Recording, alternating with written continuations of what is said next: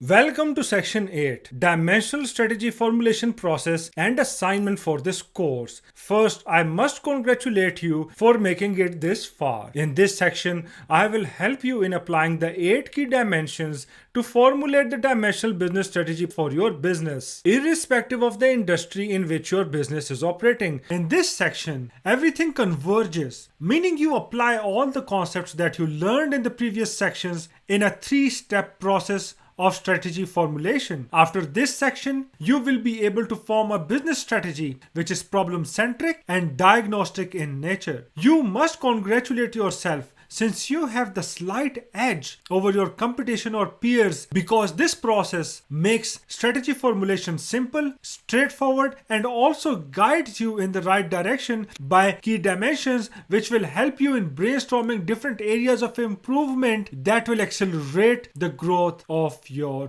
business. So let's go ahead and proceed to the first lecture of this section, which is the last section of this course.